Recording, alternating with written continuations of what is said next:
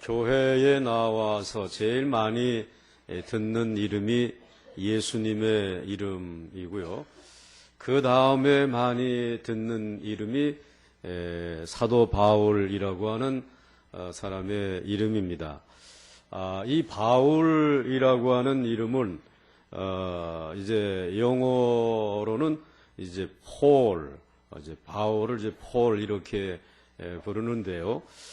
서양 사람들이 자기 자녀들에게 가장 많이 지어주는 이름이 폴이라고 하는 이름입니다. 그래서 뭐 철학자 같은 경우 장 폴 사르트르 뭐 이렇게 짓고, 뭐 연기를 하는 배우 가운데도 폴 유먼, 뭐 그다음에 가수 뭐 폴앵카 이렇게 폴이라고 하는 이름을 굉장히 좋아하는데, 그만큼 이 바울이라고 하는 사람은 서양 사람들이 존경하고, 또 자녀들이 그 바울이 세계에 영향을 미친 것처럼 그런 영향력 있는 삶을 살기를 원해서 그렇게 이름을 지어주는 것이죠. 그런데 그 바울이라는 사람은 도대체 어떤 사람인가? 그는 사실 이름이 사울이라고 하는 이름이 본래의 이름입니다. 이 사울이라고 하는 이름이 성경에 제일 먼저 등장한 것은 사도행전 8장 1절 말씀에 사울은 그가 죽임을 당함을 마땅히 여기니라. 스데반이라고 하는 사람이 돌에 맞아 죽을 때에 그것을 보면서 그 죽어 마땅한 사람이다 라고 말하면서 첫 모습을 드러냅니다. 젊은 청년이었습니다. 그리고는 그래, 그 예수 믿는 사람들은 내가 다 잡아서 옥에 가두고 잔멸할 것이다. 이러면서 집집마다 돌아다니면서 예수 믿는 사람들을 수색해서 잡아내서 옥에 가두었던 아주 열심히 있는 젊은 청년, 그리고 유대교 신자였습니다. 그런데 그와 같은 사울이 예수님을 만난 것입니다. 회심하게 되어진 것입니다. 그 회심으로 말미암아 세계 인류의 역사가 바뀌어지는 일이 벌어지게 되는데, 오늘 본문이 이 사울이라고 하는 청년의 회심에 관해서 기록을 하고 있습니다. 첫째로 사울은 복음을 퍼나르는 주님의 준비된 그릇입니다. 여러분들 주부가 밥을 솥에다가 하잖아요. 옛날에는 아주 커다란 가마솥에다가 했습니다. 요즘에는 뭐 압력솥에 뭐 이렇게 전기밥솥에 하지만은 하여튼 솥에다가 밥을 해가지고, 그래가지고 그 밥솥채로 식탁의 상위에다 올려놓는 주부는 없습니다. 그 밥을 퍼가지고 다른 예쁜 그릇에, 적당한 그릇에 담아가지고 상위에 올려놓죠. 우리 교회 주부들은 다 그런 줄 알고 있는데 공감을 안 하시는가 봐요. 그냥 솥채로 올려놓고 잡수십니까?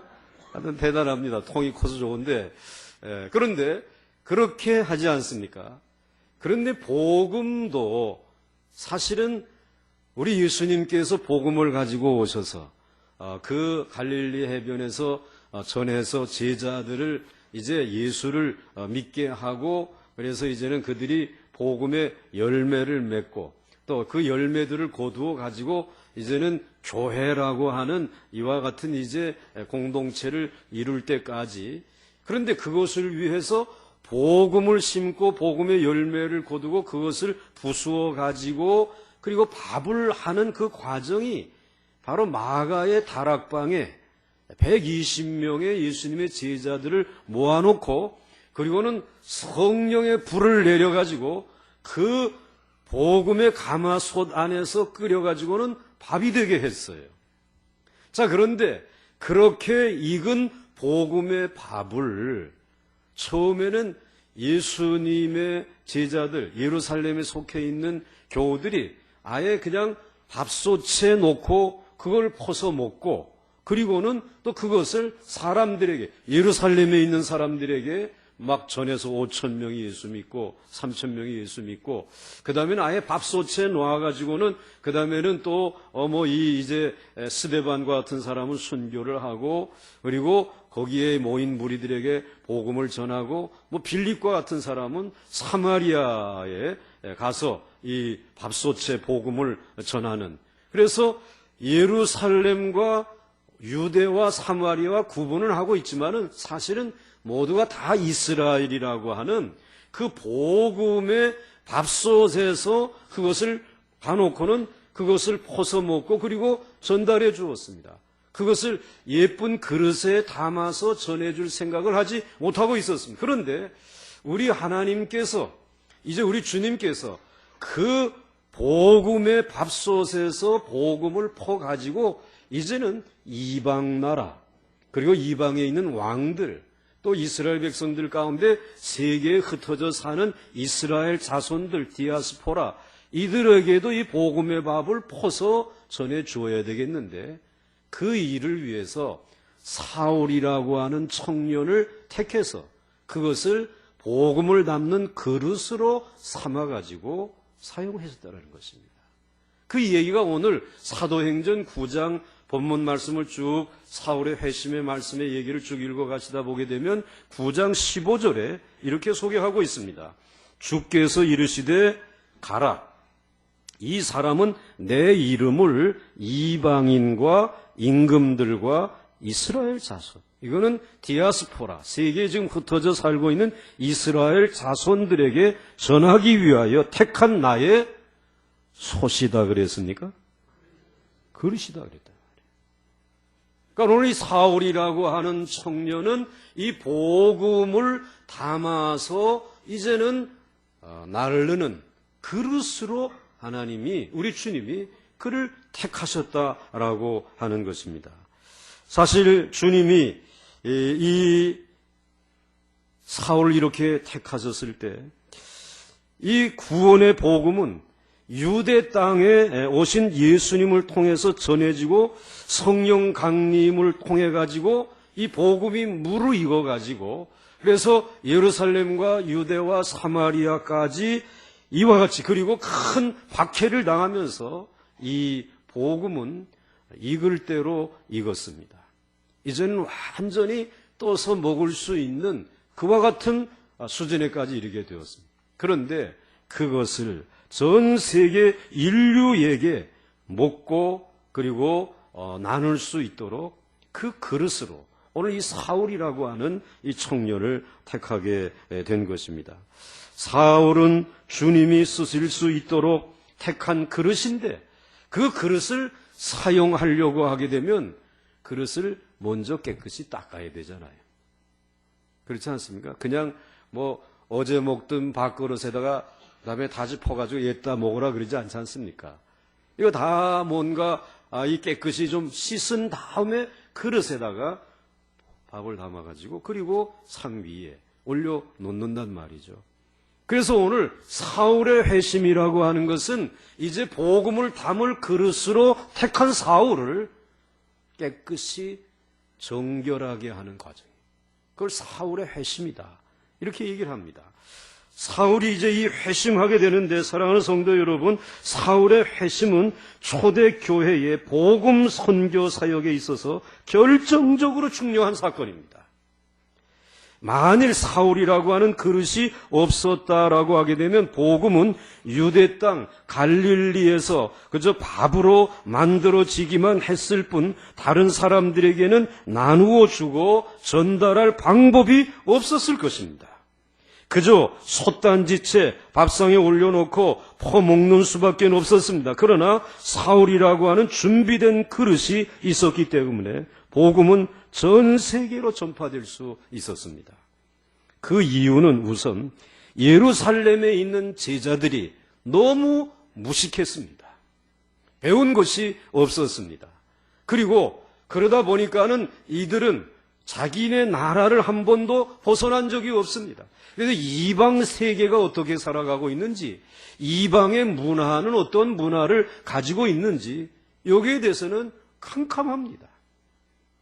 뿐만 아니라 이방 사람들을 만나게 되면 이방 사람들이 할 수 있는 언어를 유창하게 구사할 수 있어야 되는데, 이 갈릴리 사람들은 억양도 강할 뿐만 아니라 그리고 사투리를 가지고 있으면서 외국어에 대해서는 전혀 준비된 적이 없는 사람입니다.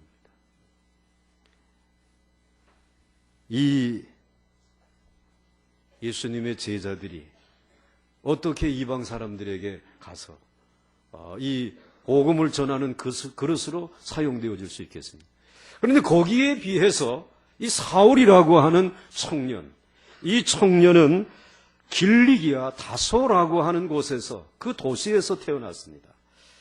길리기아 다소라고 하게 되면 이스라엘에게서부터 저 소아시아, 터키가 있는 요 중간쯤에 있는 아주 중요한 도시입니다.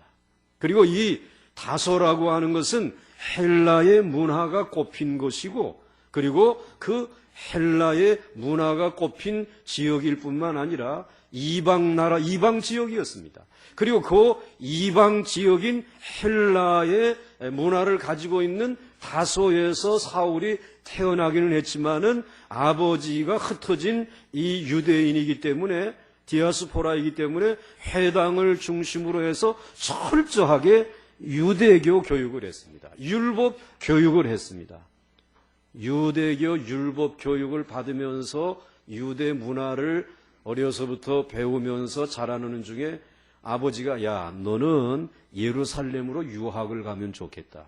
그래서 예루살렘으로 유학을, 유대교를 공부하기 위해서, 율법을 공부하기 위해서. 그런데 그 예루살렘에 당시에 가말리엘이라고 하는 최고의 석학이 있었습니다. 유대교, 율법에 대해서 능통한 그 학자가 있었습니다.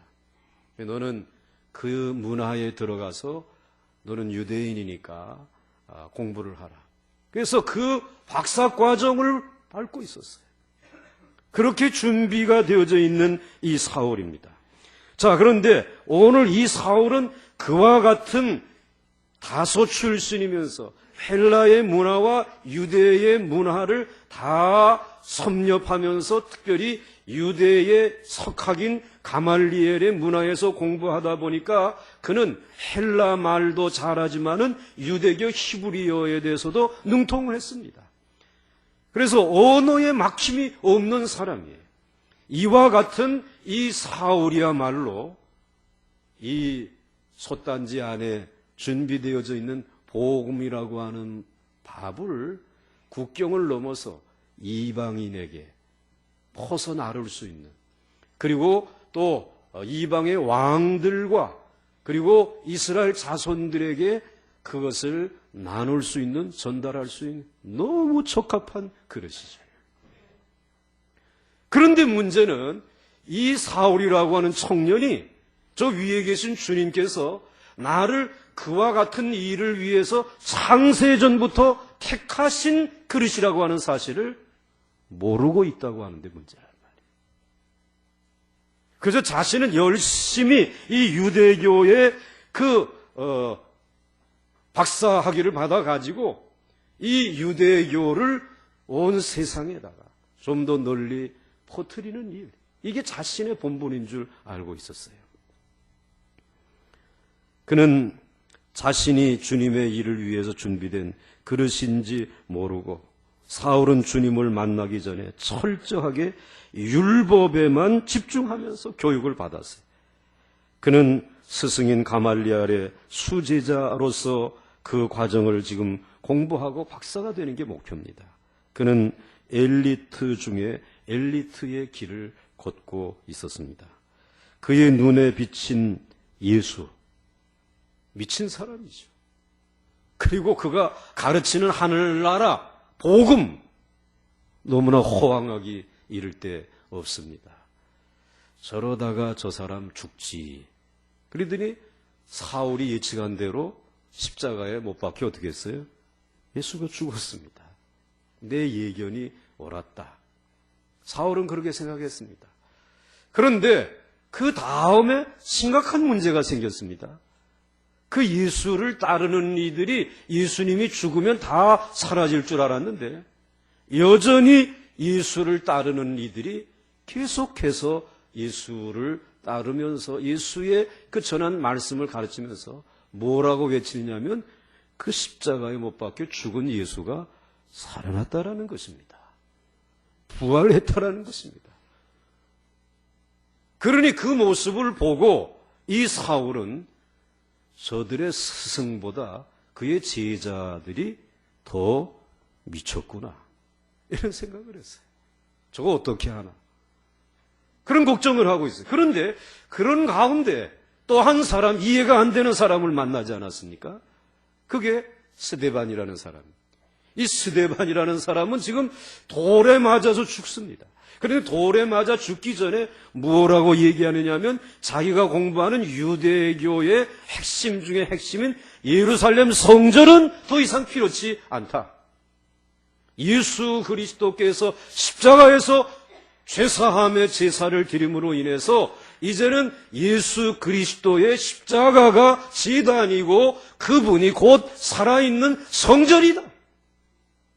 그리고는 이제 예수 그리스도를 믿는 이 믿음을 가지고 살아가는 사람들은 하나님은 예루살렘 성전에만 계시지 아니하고 온 세계에 어디든지 계시는 줄 우리는 믿는다. 이런 얘기를 하다가 사내들인 공회라고 하는 내노라 하는 유대교 지도자들에게 그만 이제 고발을 당해가지고 끌려나가서 돌에 맞아 죽은 것입니다. 예수님이나 예수님의 제자나 이 스데반이나 미쳐도 너무 미친 사람. 이 유대교 가말리알의 제자로서는 도무지 용납할 수 없는 그런 모습들이 그들에게 있었습니다. 사울은 자기 자신이 옳다라고 생각했습니다. 자신이 깊이 신봉하는 유대교의 교리를 지키기 위해서 최전방으로 나섭니다. 예수 믿는 사람들을 잡아다가 이제는 옥에다가 가두고 그리고 저들을 죽여야 되겠다라고 하는 마음을 가지게 되었습니다. 그래서 이 일을 위해서 최전방으로 나섭니다. 이렇게 최전방으로 나서는 이유가 어디에 있느냐? 그는 오만했습니다.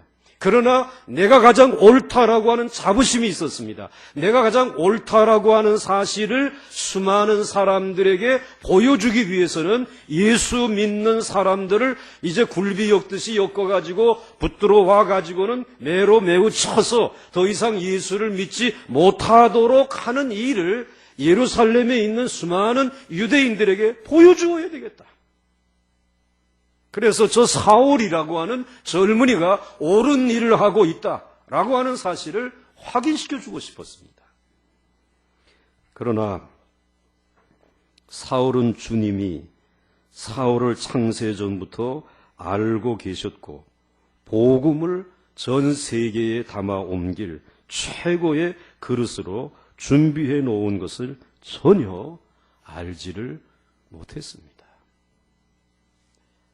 사랑하는 성도 여러분, 여러분의 인생은 무엇을 담기 위해서 준비되었다라고 알고 있습니까? 그것을 알고 인생을 살아가십니까? 혹시 여러분의 엘리트 의식이 주님이 여러분을 사용하기 위해 준비해 놓은 그릇인 것을 모른 채 살아가게 하는 어리석음이 되지 않으셨습니까? 내가 무엇을 위해 살아야 하는지 모르고 살고 있지는 않습니까?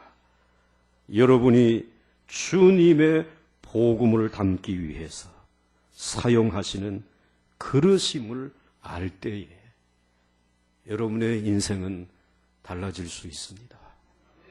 삶의 목적과 목표가 달라지는 것입니다. 그 일을 위해 나설 때에 우리 주님은 기뻐하시고 여러분의 곁을 떠나지 아니하시며 여러분보다 앞서가시며 여러분을 도우시고 여러분을 통해 영광 거두시는 줄 믿으시기를 바랍니다. 그 다음에 두 번째로는 사울의 헛된 열심입니다. 오늘 1절과 2절에 사울이 주의 제자들에 대하여 여전히 위협과 살기가 등등하여 대제사장에게 가서 다메섹 여러 해당에 가져갈 공물을 청하니 이는 만일 그 도를 따르는 사람을 만나면 남녀를 막론하고 결박하여 예루살렘으로 잡아오려 함이라. 사울은 자기가 무엇을 위해 구별된 그릇인지도 모른 채 여기에 보게 되면 위협과 살기가 등등하여 라고 말하고 있어요. 예수 믿는 사람들 잡아오기 위해서. 그런데 마치 여기 이 살기가 등등했다, 위협과 살기가 등등했다라고 하는 이 표현은 2장에 가게 되면 그 싸움소들이 있지 않습니까? 싸움소들이 앞에 있는 사람과 싸우기 위해서 막 씩씩거리면서 그리고 뒷발질을 막 하면서 앞으로 달려가기 위해서 위협과 살기가 등등한 싸움소의 모습과 같습니다. 이렇게 살기 등등한 모습으로 대제사장에게 찾아가는 것입니다. 사실 대제사장은 사울이 싫어하는 사람입니다. 왜냐하면 유대교라고 하는 유대교 안에도 파벌이 있었습니다. 대제사장과 같은 제사장 그룹이 속해 있는 그 사두개파와 그 다음에 사울이 속해 있는 바리새인파가 함께 있었습니다. 그런데 이들은 지향하는 지향점이 달랐습니다. 이 사두개파는 현실주의자입니다.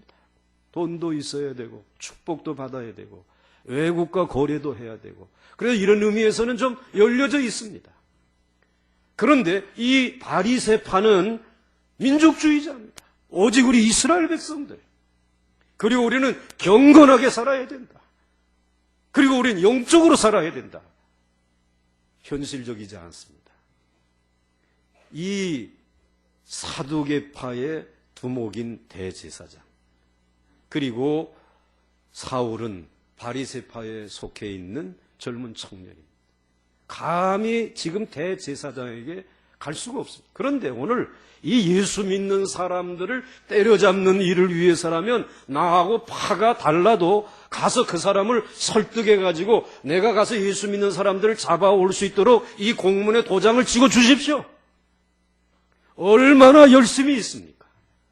살기가 등등해가지고 그는 이 열심을 가지고 지금 대제사장에 가서 공문의 허가를 받아가지고 옵니다. 여기에 보면 이 사울이 얼마나 열심히 있는 사람인지 우리는 발견할 수가 있습니다.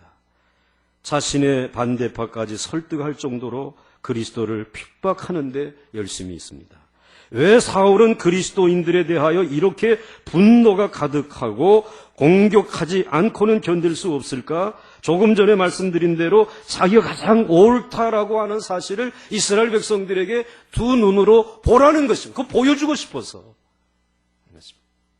엘리트들이 이런 욕심이 있습니다. 자기를 드러내고 싶은 마음. 그런 마음을 가지고 있어요. 이렇게 예수님을 만나기 전에 사울은 마치 상대방을 공격하기 위해 어슬렁거리며 뒷발로 땅을 걷어차면서 앞으로 돌진해서 지금 돌진해 나가는 싸움소와 같은 그런 모습입니다. 아마 사울은 다메섹에 가서 그리스도인들을 다 이젠 밧줄로 결박해가지고 그리고는 질질 끌고 예루살렘으로 끌고 와서 채찍질하면서 예수 믿을 거야 안 믿을 거야? 이러면서 고문에 고문을 가할 예정이었던 것 같습니다. 그만큼 사울은 자신감에 차 있었고 의기양양했습니다. 자신의 행동에 잘못되었다라는 것을 꿈에도 생각하지 못했습니다. 아마 이때에 다메섹에 그리스도인이 많았다는 것은 이유가 있겠죠. 지금 예루살렘에 큰 박해가 있었기 때문에 그 박해를 피해서 많은 사람들이 피해 가다가 다메섹에까지 가서 머물고 있었던 것입니다. 그걸 알고 뿌리채 뽑겠다고 지금 가는 것입니다.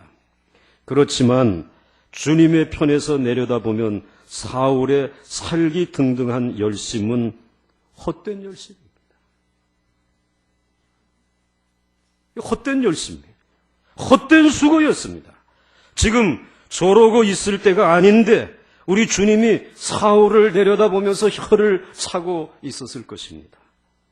자신의 본래 사명을 모르고 하는 그 열심은 헛된 열심입니다.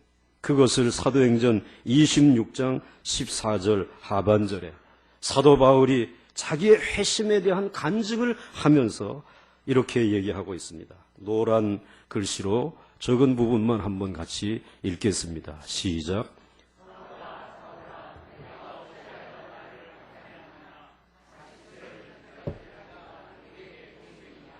아멘.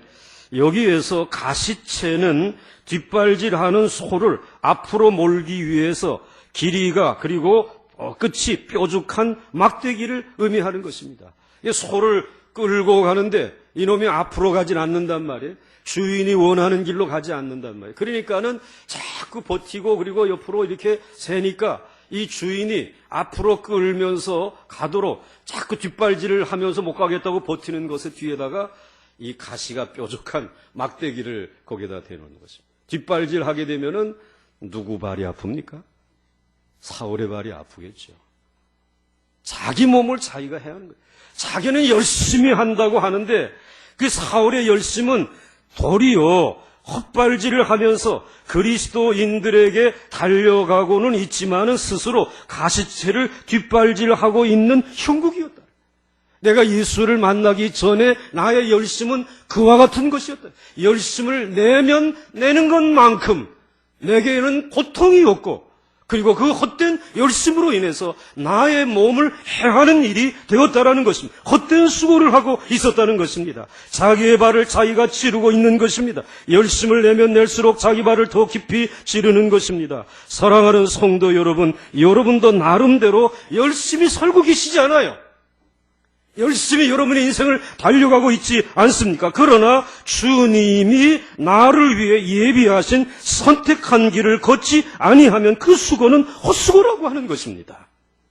가시채를 뒷발질하는 것입니다. 하면 할수록 내 인생에 상처만 덧나는 것입니다. 속은 것 같습니다. 그리고 적자만 더 커져 나가는 것입니다. 눈덩이처럼 커져 나갑니다. 고생만 더 커지는 것입니다. 삶의 소득도 열매도 없습니다. 삶의 평안과 기쁨도 없습니다.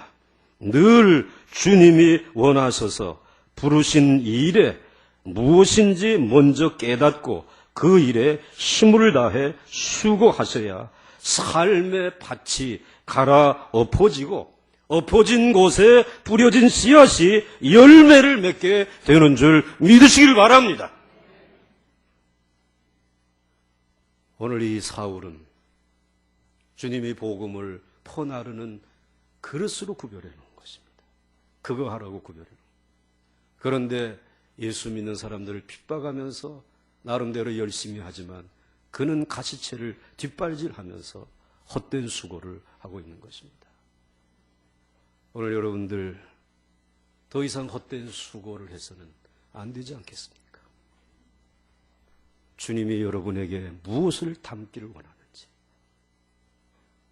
그것을 알고 순종해야 되죠. 이제 마지막으로 예수님과 사울과의 만남입니다. 사울은 다메섹으로 가는 도중에 신비한 체험을 통해 예수님을 만납니다. 3절 말씀에 사울이 길을 가다가 다메섹에 가까이 이르더니 호련히 하늘로부터 빛이 그를 둘러 비추는지라. 첫 번째로 호련히 하늘로부터 빛이 이 사울에게 비춰졌습니다. 그런데 오늘 호련히라고 하는 이 단어가 사도행전 2장의 마가의 다락방, 그 밥솥에 밥을 익히기 위해서 불을 내려주신 그때에 사도행전 2장 2절 말씀에 보시게 되면 오순절날이 이미 이름에 그들이 다 같이 한 곳에 모였더니 그 다음에 뭐라 그랬습니까? 호련히 하늘로부터 성령이 임한. 그런데 오늘 그와 같이 똑같은 일이 이 사울에게 임하게 된 것입니다. 그 다음에 소리가 들렸습니다. 오늘 여러분 사도행전 9장 4절 상반절 말씀에 보시게 되면은 땅에 엎드려져 들음에 소리가 있어. 그런데 사도행전 2장에서 성령이 임할 때에 바로 사도들이 이제 오순절날이 이미 이름에 그들이 다 같이 한 곳에 모여서 호련히 하늘로부터 급하고 강한 바람 같은 무엇이 있어서? 소리가 있어서. 그러니까 오순절 마가의 다락방에 임하였던 성령의 사건과 이 사울에게 오늘 나타난 이 사건이 동일한 사건이라는 말이에요. 성령의 강림을 120문도에게만 체험하게 하지 아니하시고 주님이 쓰시기를 원하는 그릇을 깨끗이 성결하기 위해서 똑같이 성령의 기름을, 성령의 불을, 성령의 능력을 부어주신 줄 믿으시기 바랍니다. 오늘 그렇게 주님을 만났습니다. 오순절날 호련히 임했던 성령이 120명의 공동체에게 임하였던 것처럼 다메섹 도상의 사울에게 임하고 있는 하늘의 빛은 한 개인에게 임하신 성령의 능력이요 기름 부으심이었습니다. 여러분, 오늘도 이 성령님이 여러분에게 개인적으로 또는 우리의 예배 중에 공동체 가운데 임하기를 소원합니다. 성령의 공동체가 되어야 합니다. 그 다음에 예수님께서 두 번째로는 사울을 이름을 두 번을 부르셨습니다. 4절 말씀에 보시게 되면 땅에 엎드러지며 들음에 소리가 있어 이르되 사울아 사울아. 몇 번 불렀어요? 두 번 불렀습니다. 대부분 사람들은 사람을 한 번 부릅니다. 김 목사님 한 번 부릅니다. 그런데 김 목사님 부르고 또 김 목사님 한 번 더 부를 때는 이제 그분을 향해서 좀 걸어가지 마시고 저 좀 보세요 하고 서라는 얘기 한 번 부를 때는. 근데 한 번 더 부를 때는 김 목사님 제게 기도 제목이 있습니다. 기도해 주십시오. 아주 신방해 주십시오. 무언가 더 원하는 것을 이야기하고 싶을 때 두 번 부르는 것입니다. 그런데 오늘 사울아 가던 길을 멈추라는 거죠. 그 다음에 두 번째 사울아 내가 너에게 하고 싶은 이야기가 있다. 내가 너를 통해서 이제 계획하고 있는 일이 있다라는 이야기를 하시기 위해서 사울을 두 번 부르셨습니다. 저는 여러분의 생애 가운데 그 주님께서 여러분의 이름을 두 번 불러주시기를 바랍니다. 주님이 여러분을 향해서 찾아오시고 여러분이 이 일을 위해서 일생을 살면 어떻게 하겠느냐, 어떠면 좋겠냐 말이지. 이런 물어오는 두 번. 그렇게 주님은 이 사울을 부르셨어요. 그 다음에 세 번째, 그런데 사울과 사울아 사울아 두 번 부르시고 난 다음에 무슨 말을 하셨습니까? 어찌하여 나를 박해하느냐? 네가 어찌하여 나를 박해하느냐라고 말씀을 하셨습니다. 이 말씀 속에는 두 가지 의미가 있습니다. 하나는 나는 너를 창세전부터 선택하고 그리고 너는 나를 위해서 이제 일해야 될 내 복음을 담아서 날라야 될 그릇으로 삼기 위해서 너를 깨끗하게 하기 위하여 내가 십자가에 피 흘려 죽으면서까지 내가 너를 사랑하였단 말이야. 그런데 너는 내 이 사랑을 모른 채 도리어 나를 향해서 뒷발질하고 또 나를 핍박을 하면서 지금 살아가고 있지 않느냐. 나는 그래도 여전히 너를 사랑한다. 그 의미예요, 지금.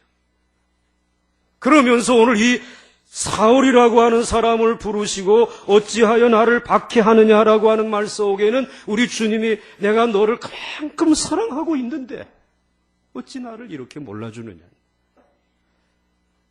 여러분, 주님 여러분 사랑하고 계시는 줄 믿으십니까? 그 다음에 오늘 여기에 또 한 가지 의미는 더 중요한 의미가 있습니다. 예수님이 사울에게 내가 어찌하여 나의 교회를 핍박하느냐 이렇게 말씀하지 않았잖아요. 내가 어찌하여 나를 믿는 나의 제자들을 핍박하느냐 이렇게 말씀하지 않았습니다. 내가 어찌하여 나를 핍박하느냐 박해하느냐라고 지금 말씀하셨습니다. 사도행전 8장 3절에 보게 되면 사울이 무엇을 잔멸할세? 무엇을 잔멸했어? 교회를 잔멸했습니다. 그리고 사도행전 9장 1절에 보시면 사울이 누구의 제자들? 주의 제자들에 대하여 여전히 위협과 살기가 등등하여 대제사장에게 가서 오늘 이 사울이라고 하는 청년은 예수님은 꿈에도 생각하지 못합니다. 그를 보거나 그를 만나가지고 뭐 이야기를 해본 적이 없습니다. 그런데 오늘 사울이 핍박하는 것은 이 교회를 핍박하고 있었고 그리고 예수의 제자들을 핍박하고 있었습니다. 예수님을 핍박한 것은 아니지 않습니까? 그런데 오늘 여기에서 예수님은 호련히 찾아오셔서 사울아 사울아 2번 부르시고 어찌하여 나를 박해하느냐, 나를 핍박하느냐라고 말씀을 하고 있습니다. 이 말은 다른 말로 말하게 되면 사울은 예수님을 만난 적도 없고 대놓고 욕을 한 적도 없다는 말입니다. 그러나 예수님은 지금 호련히 성령으로 임재하셔서 말씀하시는 것을 보게 되면 네가 어찌하여 나를 박해하고 있느냐라고 말씀하고 있습니다. 우리는 여기서 교회를 핍박하는 것이, 예수 믿는 사람들을 핍박하는 것이, 교회에 나가는 아내를 핍박하는 것이, 그리고 교회에 나가는 우리의 사랑하는 자녀들을 핍박하는 것이, 그리고 교회를 향해서 비난하며 손가락질하는 것이 곧 누구를 핍박하는 것이라는 것입니까? 예수를 핍박하는 것이라. 이렇게 예수님을 핍박한 사울을 예수님은 2번씩이나 부르면서 내가 너에게 할 말이 있다, 내가 네게 맡길 일이 있다고 말씀하십니다. 여러분, 우리는 이 말씀 속에서 깨달아야 할 것이 있습니다. 우리가 알기로는 예수님은 고난받으시고 부활하시고 하늘로 승천해 올라가셨습니다. 그래서 그분을 만나려고 하게 되면 어디로 올라가야 됩니까? 하늘로 올라가야 됩니다. 그 하늘에서나 우리 부활하신 예수님을 만날 수 있을 것으로 우리들이 생각하고 있습니다. 그런데 오늘 이 사울이 예수님을 만나는 모습을 보면서 첫째로 호련히 성령이 임하시는데, 성령이 임하는 그 성령의 강림, 성령의 기름 부으심은 곧 예수 그리스도의 임재라고 하는 사실을 말씀하고 있습니다. 인격적으로 예수님을 만나는 시간이에요. 성령이 임하시는 줄 믿으시기 바랍니다. 예수님이 여러분에게 찾아오신 줄 믿으시기 바랍니다. 그리고 그 예수는 시간과 공간을 초월해서 지금 역사하고 계시다라고 하는 사실을 말씀해 주시고 있습니다. 예수님은 저 하늘에만 계시고 예루살렘에만 계시다 하늘로 올라가신 그곳에 과거에 2000년 전에 그 시간에만 계시던 분이 아니라 오늘 사울에게 찾아오신 것을 보게 되면 장소는 예루살렘에서부터 멀리 떨어져 있는 다소라고 하는 지역이고, 그리고 시간적으로 보게 되면 예수는 이미 십자가에서 못 박히시고 부활한 하늘로 승천에 올라가서 상당한 시간이 걸린 지난 시간이었습니다. 그러니까 시간과 공간을 초월해서 예수님은 그 자리에 그 사울에게 찾아오셨다는 것입니다. 그리고 또 한 가지, 그 예수는 살아계시다라는 사실입니다. 살아계시다고 하는 사실을, 승천하셔서 육체를 우리에게 보이지 아니하시지만 사울에게 찾아오신 것처럼 예수님은 분명히 살아계시다라는 것입니다. 그래서 사울이 교회와 예수 믿는 사람들을 핍박하고 있는 것을 다 보고 계신다라는 말입니다. 내가 어찌하여 나를 박해하느냐, 이렇게 말씀하고 계신 것입니다. 그래서 지금도 우리를 보고 계십니다. 우리에게 말씀하고 계십니다. 예수님이 살아계신 것을 믿으시면 크게 아멘 하시기 바랍니다. 그리고 사울이 그렇게 예수님을 만난 것처럼 예수님을 만날 수 있기를 주의 이름으로 축원합니다. 그러면 이런 질문을 할 수 있겠죠. 왜 나는 사울과 같이 그럼 저 극적인 과정과 체험을 통해서 예수님을 만나게 해주시지 않는가? 2가지 이유가 있습니다. 하나는 사울을 이렇게 극적인 광경으로 만나지 아니하면은 너무 강팍해가지고 이게 항복을 안 한단 말이에요. 그렇게 강력하게 하나님이, 우리 주님이 역사하신 거예요. 여러분들이 나는 정말 사울과 같이 빛이 임하고 성령의 강림으로 인해서 막 뜨거워가지고 그렇게 주님을 만났다라고 하게 되면 감사한 일이긴 하지만 다른 말로 말하면 여러분 너무 강팍해가지고 주님 그렇게 찾아오신 거지. 그렇죠? 그 다음에 또 한 가지 더 중요한 이유가 있습니다. 사울을 장차 이방 세계의 복음을 전하는 그릇으로, 사도로 사용하기 위해서였습니다. 사울은 단순히 선교사로서의 이 사명만 감당할 사람이 아니라 이방 교회를 세우는 사도의 역할을 감당해야 됩니다. 그런데 오늘 예수님이 베드로와 사도들에게 너희들의 사도들의 믿음 위에, 너희들의 가르친 말씀 위에 내 교회를 세울 것이다라고 말씀하셨는데, 이제 이 사울이 교회를 세우려고 하게 되면 사울도 누구를 만나야 됩니까? 사도들은 예수님을 직접 눈으로 보고 예수님의 가르침을 받은 사람들만 사도로 부릅니다. 그래서 12사도라고 부릅니다. 그런데 오늘 사울이 사도가 되기 위해서는 누구를 만나야 됩니까? 누구의 목소리를 들어야 됩니까? 예수의 말씀을 들어야 하고 예수님을 친히 배워야 합니다. 그래서 주님은 이와 같은 이유에 의해서 이 사울에게 임재하신 것입니다. 사울은 이러한 이유로 예수님을 만났습니다. 오늘 5절 말씀에 그 예수님을 만나고 이렇게 대답합니다. 이 고백이 여러분의 고백이 되기를 바랍니다. 같이 읽습니다. 시작. 대답하되 주여 누구시니까? 이르시되 나는 내가 박해하는 예수라. 사울이 이 만남의 순간에 주여 누구시니까 하였습니다. 예수님이 성령의 능력으로 호련히 오시는 순간 그 마음으로 주여라고 외쳤다라고 하는 사실입니다. 당신은 누구십니까? 이렇게 말하지 않았습니다. 주님은 당신이 아닙니다. 유가 아닙니다. 여러분이 기도 시간에 쩍쩍거리면서 당신께 웬 말을 그렇게 하십니까? 예수 그리스도는 유가 아닙니다. 여러분의 주가 되십니다. 유일하신 하나님이십니다. 만왕의 왕이십니다. 왕 앞에 가서 당신 해보십시오. 걸어서 못 나갈 겁니다. 여러분도 예수님을 주님이라고 부르시기 바랍니다. 사울은 예수님을 만나는 자리에서 아무것도 할 수 없었습니다. 그는 조금 전까지 성난 싸움소와 같이 뒷발질하며 살기 등등했지만 더 강한 주님의 손에 고삐가 잡혀서 무릎을 꿇을 수밖에 없었습니다. 땅에 엎드려 사울아 사울아 하는 음성을 들을 수밖에 없었습니다. 너무나 두려워 도망칠 수도 없었고 살려달라고 할 수도 없었습니다. 살고 죽는 모든 처분은 예수님에게만 맡길 수밖에 없었습니다. 그분이 주인이시기 때문에 이때 예수님께서 조금만 더 고삐를 잡아 당겼으면 사울은 그 자리에서 죽을 수밖에 없었습니다. 그렇게 땅에 엎드려 주여 누구시니까 하는데 이렇게 말씀하십니다. 나는 내가 박해하는 예수라. 나는 내가 핍박하는 예수라 하는 말로 말하면서 네가 나를 죽였다. 나는 너를 위해서 십자가에 못 박혀 죽었다. 네가 핍박할 때 지금도 나를 짓밟으려고 하는구나. 그러나 나는 너를 사랑한다. 너는 내가 택한 그릇이다. 내가 너를 창세전부터 내 사람으로 구별하고 너를 한 번도 잊어버린 적이 없다. 내가 너를 도울 것이다. 여러분, 교회를 핍박했거나 예수 믿는 사람들을 경멸하였다면 여러분도 예수님을 핍박한 것입니다.